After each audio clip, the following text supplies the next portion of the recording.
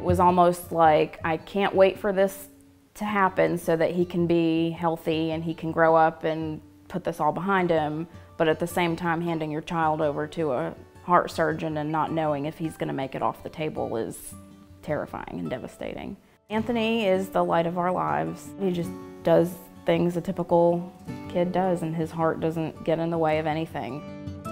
Well, my name is Ashley Rowett. I'm the mom of a 4-year-old little boy who has Down syndrome, and he also was born with a congenital heart defect. We found out the day after he was born that he had those things. We were referred to the Children's Hospital when he needed his open heart surgery at about 4 months old. So I remember Anthony Rowett very well. He was born with a complete atrioventricular septal defect, which is a large hole that's in the center of the heart. He was followed by one of our cardiologists, Teresa Roca, in Mobile, and he actually did relatively well for the first month or two of life, but then he started to have difficulties eating to the point that he really wasn't gaining weight at all. So he got admitted to our inpatient cardiology service, and after discussions with the cardiologist here as well as with Dr. Roca in Mobile, we made the decision that the best thing for Anthony was to go ahead and repair his heart defect.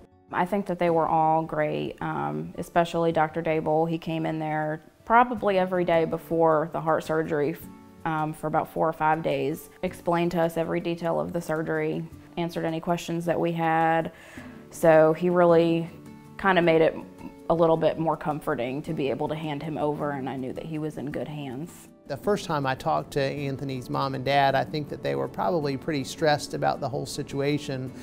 One of the nice things about our team is we have lots of people who can help prepare the parents. And so the message that I give the parents is the same as the message our nurses give the parents, our cardiologists, our child life specialists. Everybody who's involved in the team is really saying the same thing. And so I think that gives a lot of comfort to the families because they recognize that everybody's invested in taking care of the baby and everybody's there to make the whole process as stress-free as possible. And when they finished the surgery, Dr. Dable came out, met us in a little private room and told us that everything was a success, that he was going to be just fine. And then he was probably there for another week after surgery before we were able to go home, but they wanted to make sure that he was eating bottles properly on his own and gaining weight and wetting diapers and everything. So I think that we've been very fortunate in his recovery. He goes to the cardiologist once a year now. The percentage of him having another surgery, they say, is close to 0. So we were very fortunate that he was such a success with his surgery. Dr. Dable literally had his heart in his hands. So there's always going to be a place in our hearts for him. Matter of fact, Anthony was Dr. Dable for his first Halloween. Most kids are superheroes, and that's his hero, so.